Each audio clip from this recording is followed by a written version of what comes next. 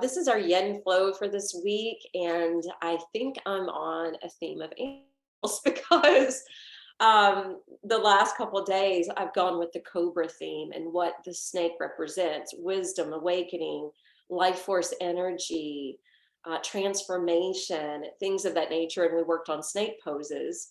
And yesterday I was sitting out on my deck. I had just taken the dogs out, and this bird came swooping towards us and then got nervous about the dogs and went away. And then as soon as the dogs went down the stairs, the bird came back and perched itself right up on the deck. And I was just a couple feet away from it.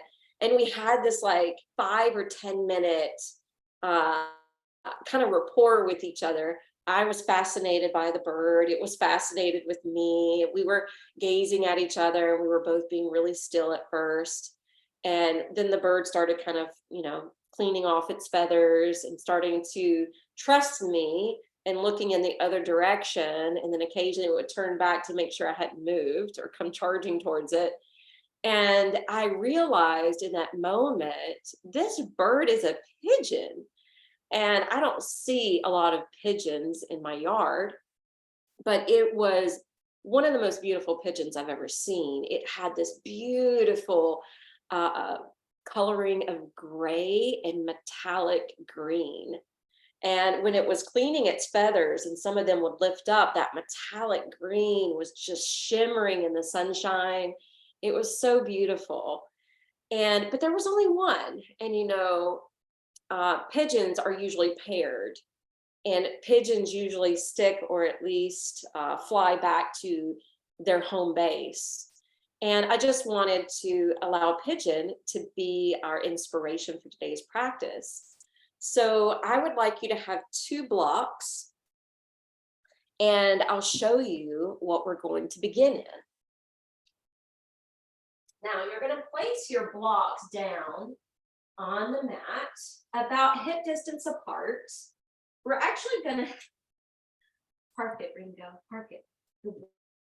You're going to stack your feet on top of the blocks and roll down to your back. And this is the way we're going to start our practice today. Your hands could be on the body or away from the body.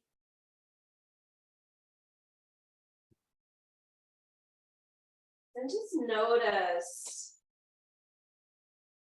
what the propping of the feet and the bending of the knees is providing for the back.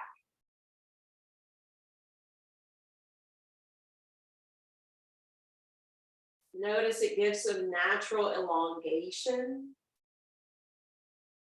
It tends to flatten down the flesh.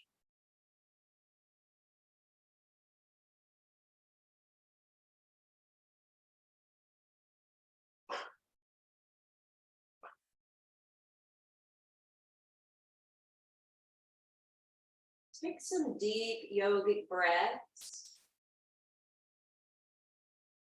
to become more connected to your body. Scan through the backside of your body and ensure that your back muscles are softening. And know that a deep, controlled breath can help to bring that relaxation in.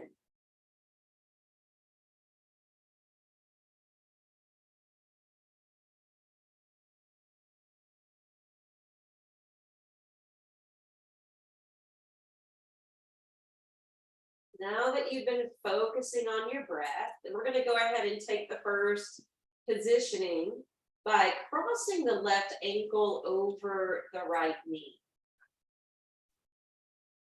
And we're just going to stay put. The right foot still on the block. Left ankle stacks. Close your eyes. Continue breathing. Continue observing. And notice how each side feels different due to the different positioning on each, and what you're receiving at the same time.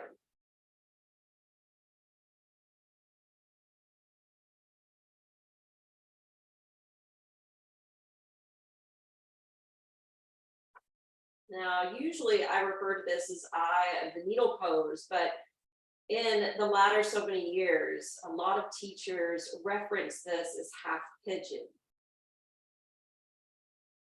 Now, I want you to think about the fact that pigeon is obviously a bird, and birds are considered messengers from God. They symbolize love, devotion, and loyalty because they're monogamous birds. They also represent care and peace, luck and fortune.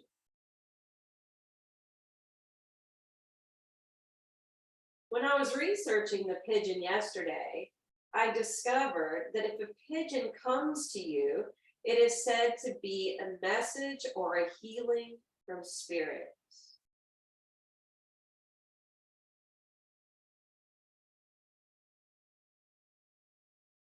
If you look back at ancient times, these birds were used as messengers where they would put a message in their beak or tie it around their foot because they were predictable on where they would fly or return to. So kings used them as spies.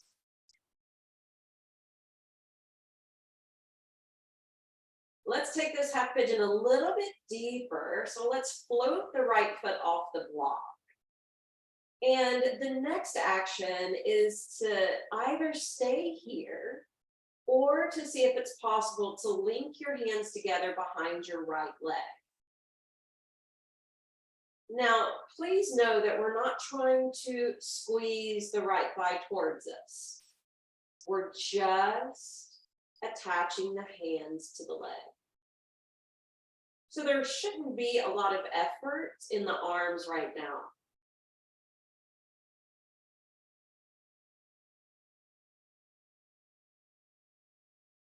I know the sensation is going to continue.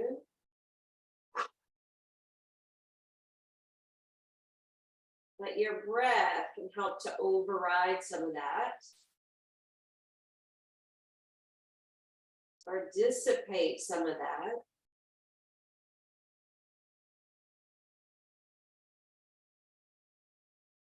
And if the breath doesn't assist, you can always place the foot back down.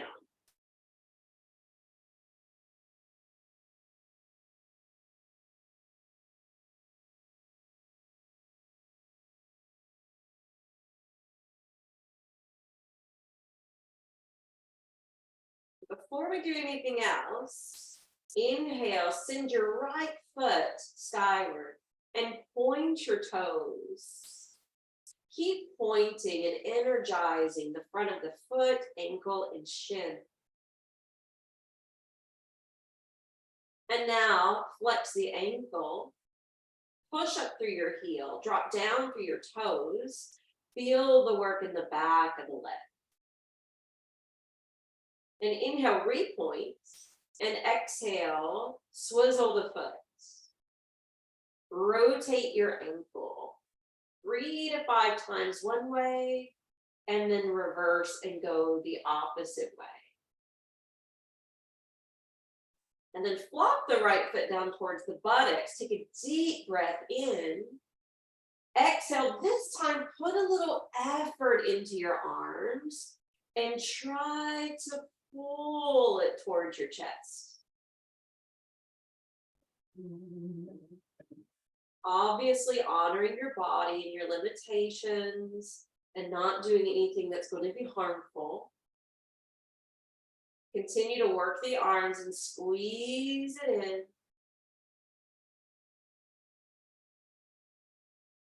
And then exhale, release your grip. Send both feet to the blocks and reset. All right, now we'll cross the right ankle over the left knee. We're going to keep it simplified and stay right here.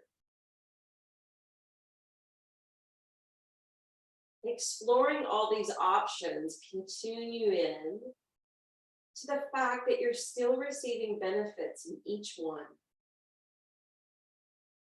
And there are days where we can do more, and there are days where we need to do less.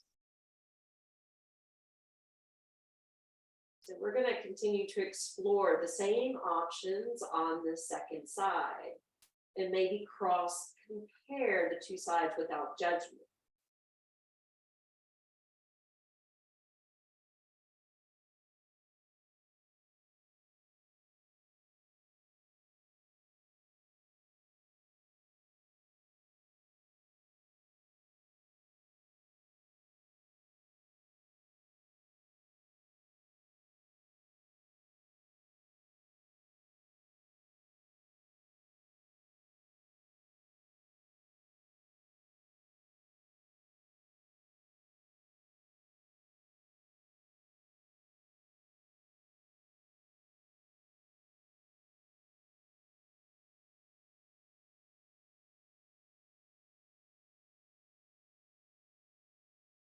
Now let's explore the next phase. Let's just hover the left foot. And notice when you just pick up the foot, how it automatically starts to draw in. And this may be perfect and where you need to stop. But if you feel like, oh, I can lace my hands behind the left thigh without a lot of effort in my arms, then be here. Now, this particular pose, if we're flexing out the ankles, it makes it more active.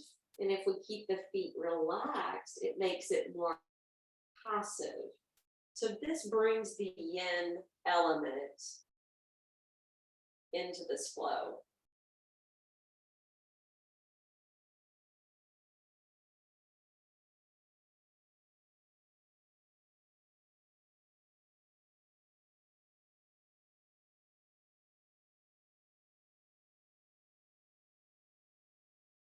And let's fly the left foot up, pointing the toes.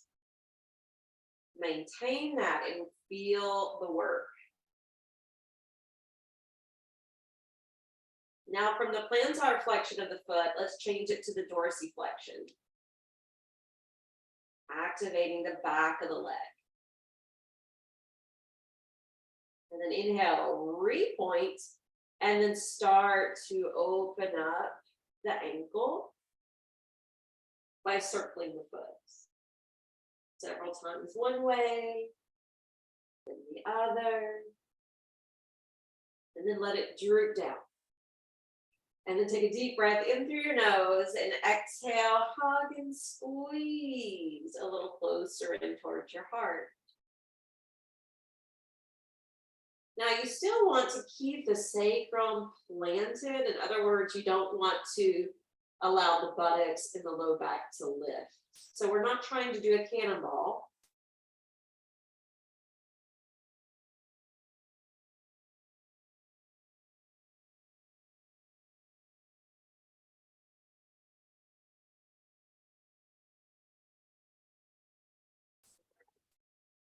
Pushing the side out.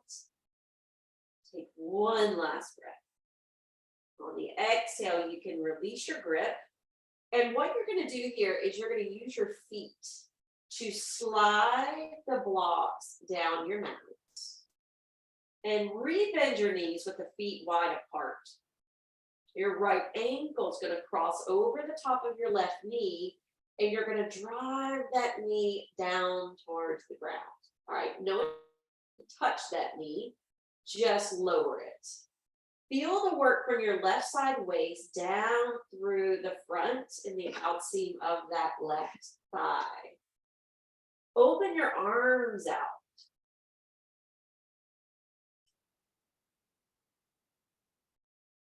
Feel the twist occurring in your low back and belly.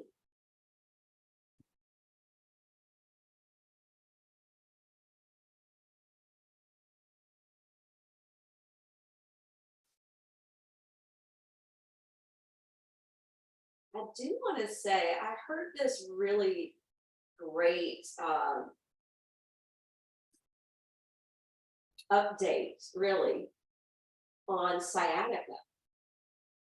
And sciatica in the past, right, is something that upsets the sciatic nerve and creates pain in the low back or even down through the backside of the leg. And they've attributed it to slipped or herniated disc in the past. But now science is saying that that's not really the root cause of the pain, that the root cause is the piriformis. And that's a band of muscle that travels from your hip through the buttocks. And when that gets tight and inflamed due to being overworked or a person being too sedentary, that inflammation is what impinges the sciatic nerve and causes the problem. So we're working with some poses today that could help the piriformis, which can in turn create space for the sciatic nerve, which in turn is medicinal for sciatica. All right, let's lift the knees up. Take the right foot down. Stack the left ankle over the right knee. And take the twist the other way. That foot is providing some weight bearing. Take it a little bit deeper. And just notice which side you're more restricted with. Your right or left? The masculine or feminine? Sorry, I need the rubbing alcohol right now. Oh, it's in the door. I think it's in the door. I'm so sorry, but Julia took the lip.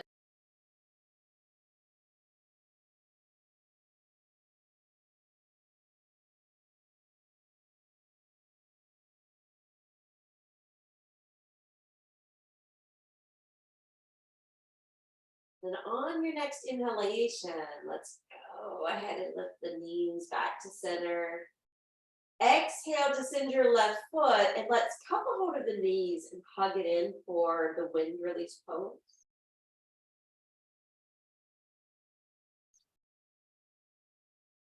And then let's take the twist a little bit deeper. So let's fan out the arms, roll the knees left.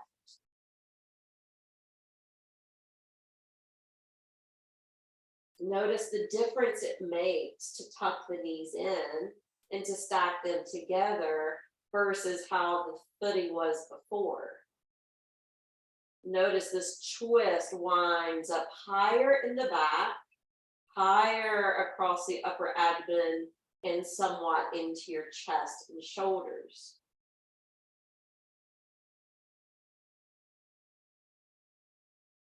And then affirm mentally within, I am opening up to a new flow of energy within.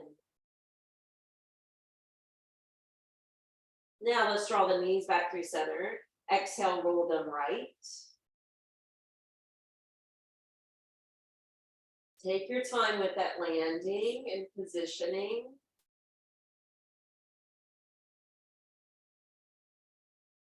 Find the alignment that works for your body today. And then soak up the breath.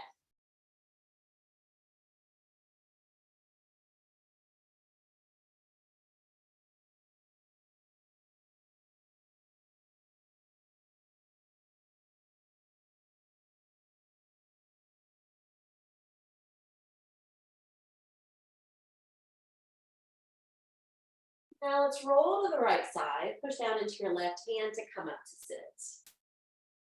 All right, now I mentioned that first pose we started with, I've always referred to as eye of the needle. Modern teachers are calling it half pigeon, but this is what in years past was referenced as half pigeon, where we're sitting up, the left shin is in front of us, and the right knee is bent alongside us. Now, please know this is different from deer, because we're sitting with the hips even,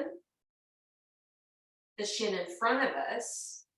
We lift up energetically, and now we're going to walk it out beyond the shin. So you're welcome to use your arms and hands as a shield if this is your edge. You are also welcome to bring in the blocks to set the arms on top, or your head on top. You're also welcome to bow lower if that's available for you.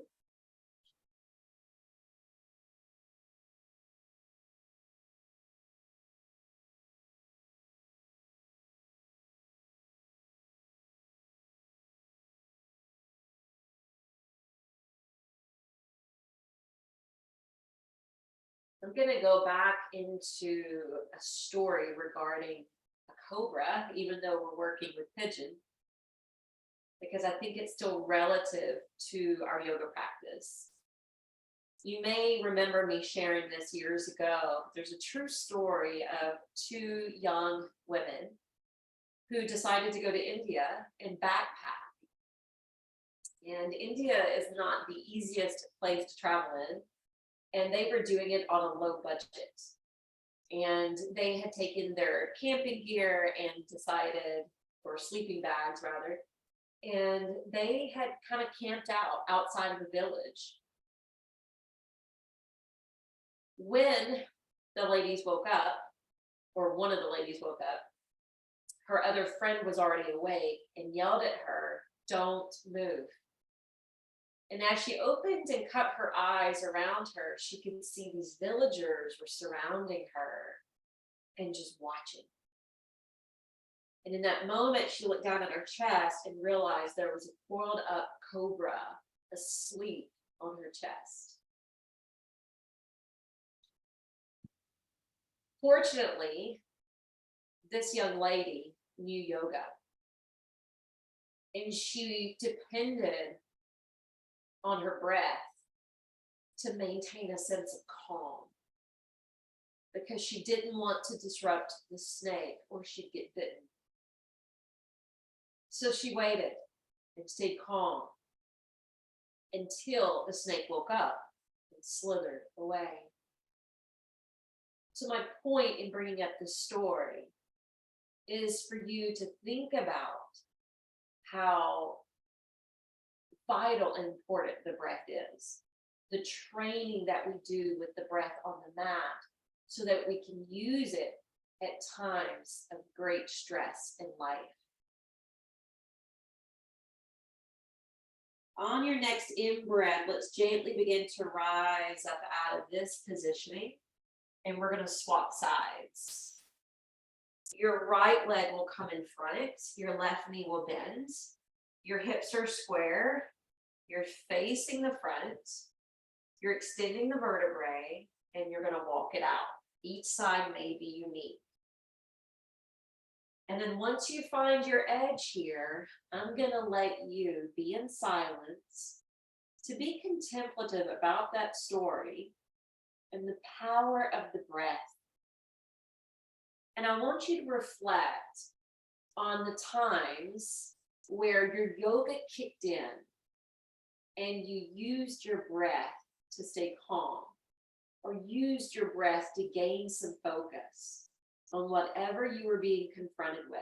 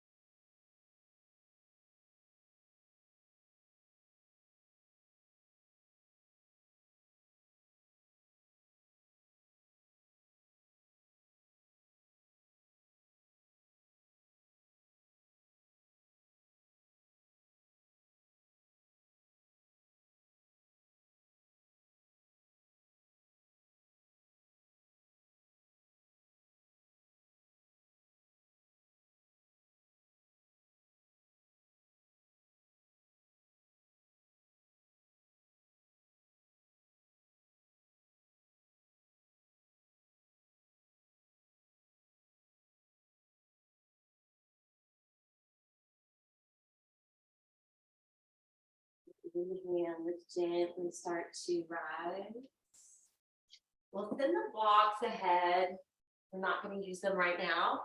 And we're going to land in our tabletop position. So however you want to get there, obviously check in with your knees. If you need more padding, add in some assistance there. Once you line up in tabletop position, we're going to stretch out the arms. And we're going to take puppy pose. Now, puppy pose is where we solidify the hands, shoulder distance apart, thighs stay perpendicular to the floor, but we're still drawing in through the abdomen, drawing in through the ribs, drawing up to the heart, and pulling up through the pit of the arms, even though the head is angled in between the upper arm bones. Now, with your head releasing between your arms, look back at that space between your knees. Sorry about the dog. I think it keeps coughing in the background. Make sure you don't see your feet. So kind of hide your feet so they're not in clear sight. Take one more deep breath in. And on the out breath, we're going to surrender and sink the belly, the chest, the shoulders, the face down towards the floor into melting hearts. So basically just collapsing and letting go of that work from puppy.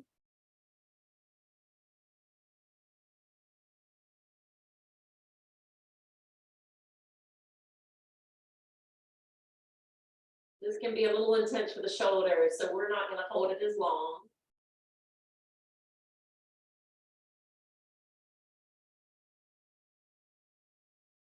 Long enough to saturate the shoulder joints.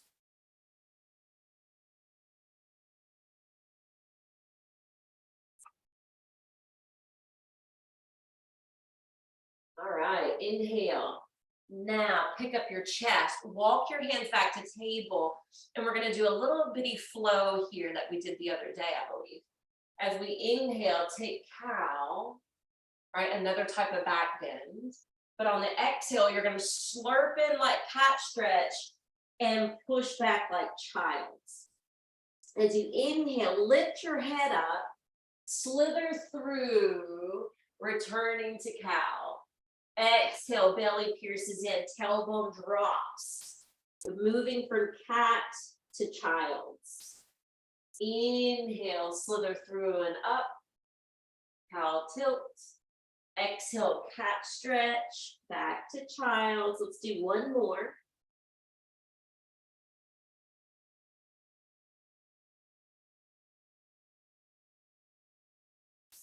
From child's, rock back up to hands and knees, curl the toes, pop up, downward facing dog. Root your hands and feet and fly upward through your seat. Walk your hands in the direction of your toes and drop your heels, but be sure to bend your knees since we're doing dangling. Let your hands flip open. Let go in your neck.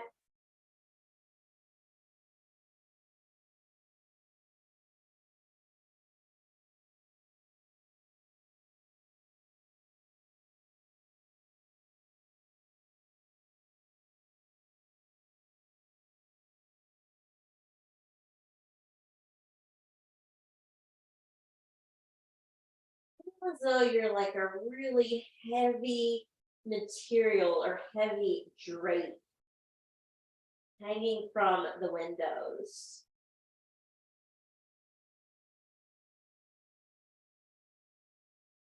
Remembering those curtains can close or open.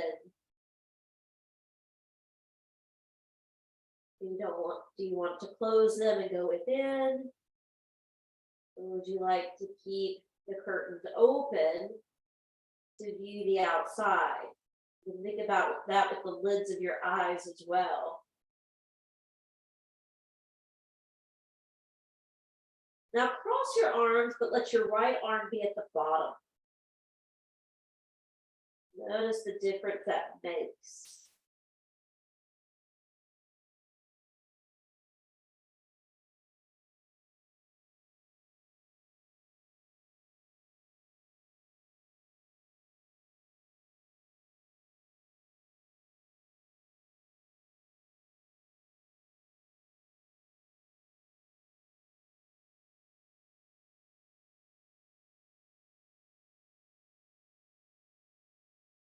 And flip the arms so they're crossed the other way.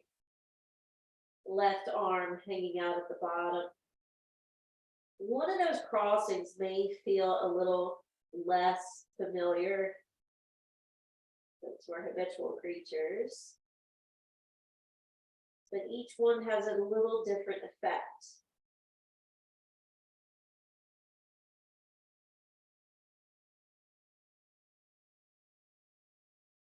All right, now let's walk the hands out in front of us. And we're gonna hold plank. So this is gonna be our strengthening pose today. Heads up, palms down. Keep breathing.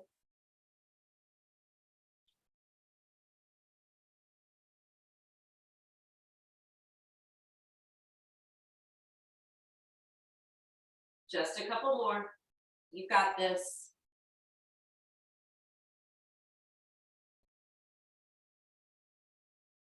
Breathe in, breathe out, push back, down dog. All right, we're gonna lift that leg skyward. As we exhale, we're gonna swing that shin and knee behind the hands for pigeon. Now I know in yin we call it swan, but since our theme is pigeon, that's what I'm calling it today. If this pose is not ideal for you, you're gonna sit on your left hip. You're gonna slide your right knee up.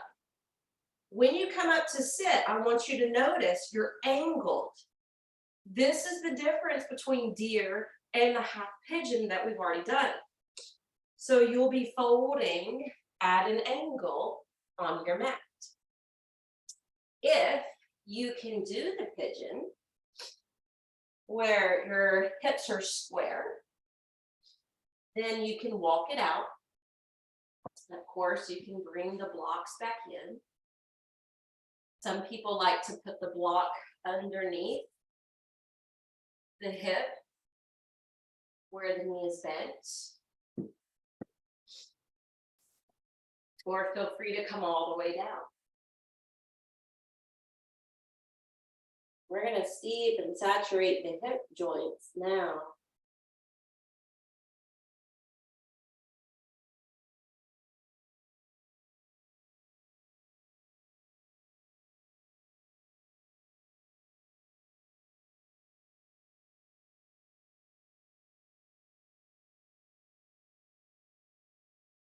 This time in pigeon, I want you to be contemplative about some place in your life where you may feel stuck. And I'll give you an example. One of my dear friends had a pretty traumatic end to her marriage. They had lost a child, and she sought counseling, did yoga for her own mental health. And unfortunately, her husband at the time turned to alcohol and drugs. He would work all day, go out at night, come home 2 o'clock in the morning, 4 o'clock in the morning. She started finding bottles of Adderall. She started finding beer cans that were hidden under the porch or around the house. And it took her a while, but she finally got her ducks in a row and got out of the marriage. And then, of course, the aftermath was pretty traumatic, like most divorces. But she's found a new love, a new relationship, a new person. And they've talked about getting married. She bought the dress. She said yes.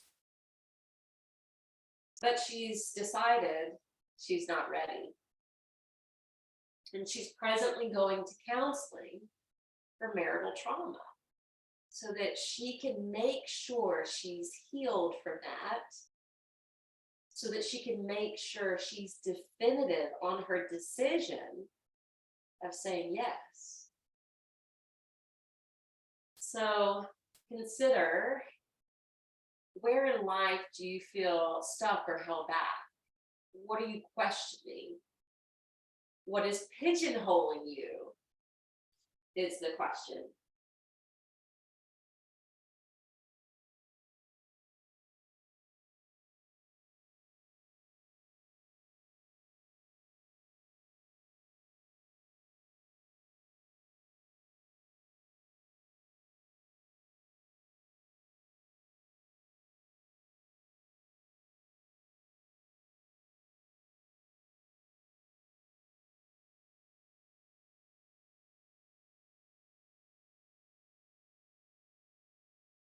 Right, you're going to have time to mull that question over on the second side. Let's use our blocks here. If you've been in deer, I want you to just see, is it possible to come back to the pigeon formation,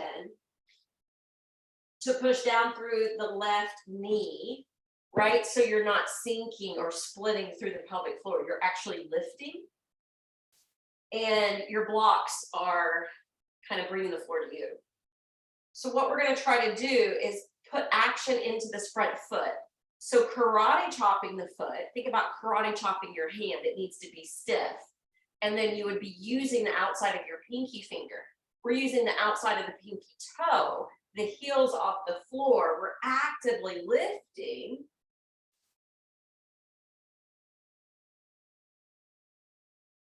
And then take the blocks forward, plant the hands down, curl the back toes under. We're getting out.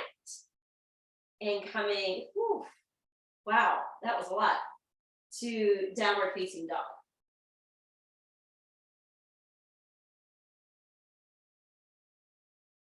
Run downward facing dog. I want you to bend your knees. When you bend your knees, push into your hands, stretch back through your spine, and then slowly open the backside of your legs, separating the belly from the thighs. And we're going to do that 2 more times. Bend the knees. Inhale, push back, and slowly straighten your legs. Exhale, bend the knees. Inhale, press back, and slowly straighten your legs. All right, next in breath, right leg lifts. Exhale, knee pulls forward. Slide your left leg back. That's if you're doing pigeon, right? If you need deer, plop onto the right hip, slide your left knee forward, but remember you're lowering at an angle, right? Different than half pigeon where we went forward. And then if you're in the regular pigeon, you can stay upward or you can lower downward. And this was where we'll go back into being contemplative and be in the question, where do we seem stuck?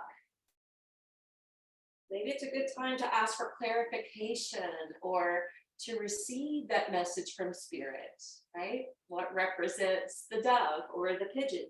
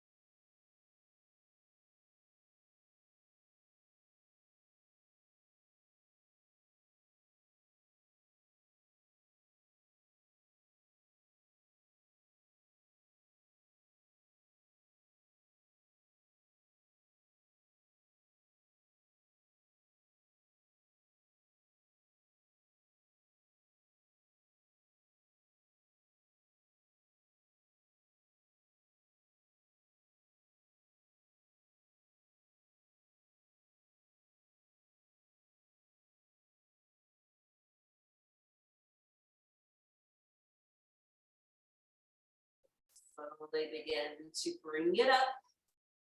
This is where we're going to try our hand at bringing the blocks beside us, karate chopping that front foot, lifting through the heart center.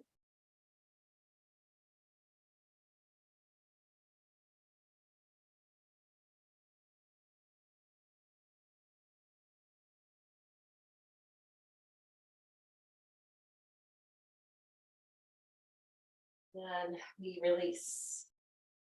All right, when you come down to the right hip, bring both legs out in front. Shimmy the knees. Bend the right, open from the hip.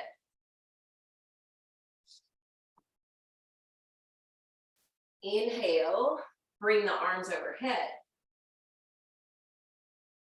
Exhale, spin to your right, separating your hands. Left hand to the right knee, right hand behind your back. And then continue to push into the right hand, to wind more through the shoulders, and to gaze back behind you.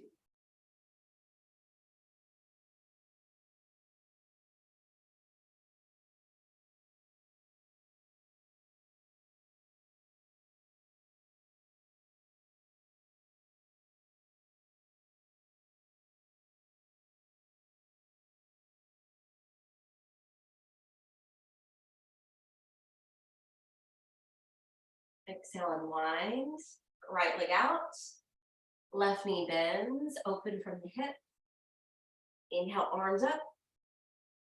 Exhale, twist left.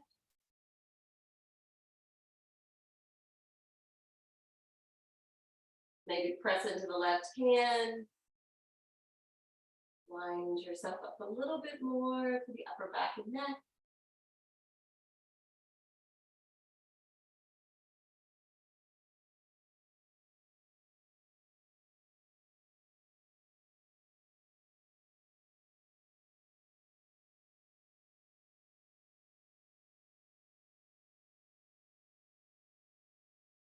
Exhale, unwind. Okay, so for Shavasana today, you always have the option to do what you prefer. But I thought, since our main props today were blocks, I'd give you a couple different options. One being recline butterfly with the blocks supporting.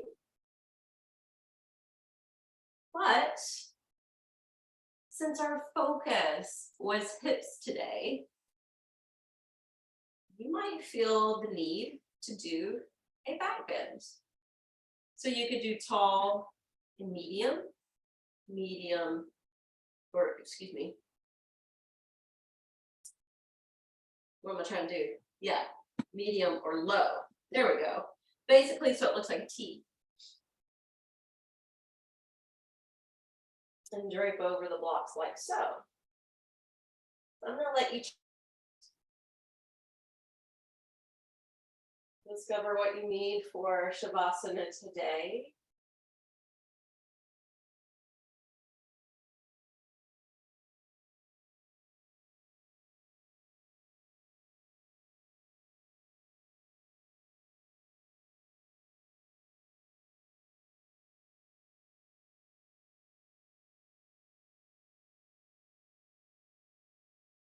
And then just to give you something to focus on. Always and forevermore could you rely on your breath.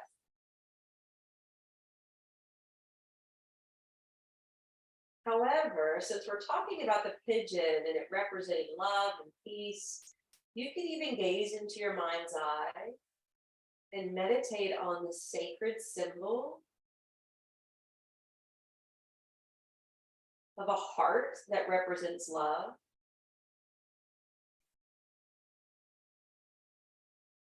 Or the peace sign, or even the emblem of a dove or pigeon.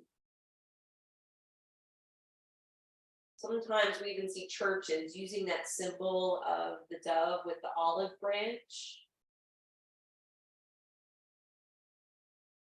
But picture something of that nature. And if other visions come to mind, come back to the symbol. If thoughts start to rumble in the mind, come back to the breath or symbol. That way you're staying intentional, mindful, and meditating.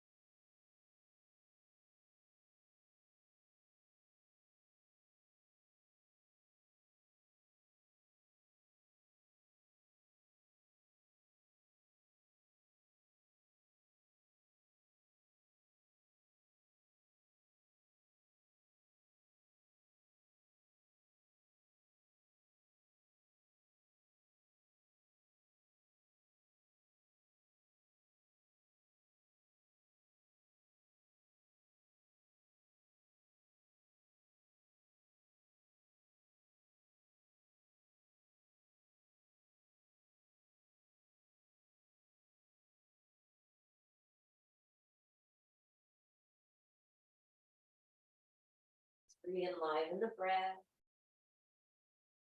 Start to awaken a little movement to the body.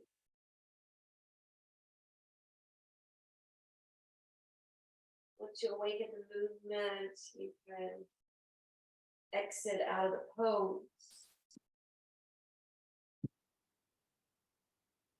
Come to a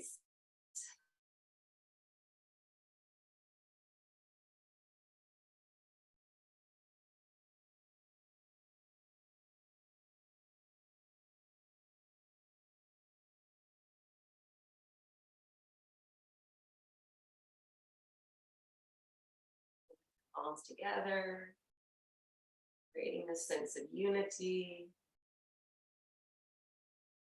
Practice that's meant to bring us into harmony with ourselves and others.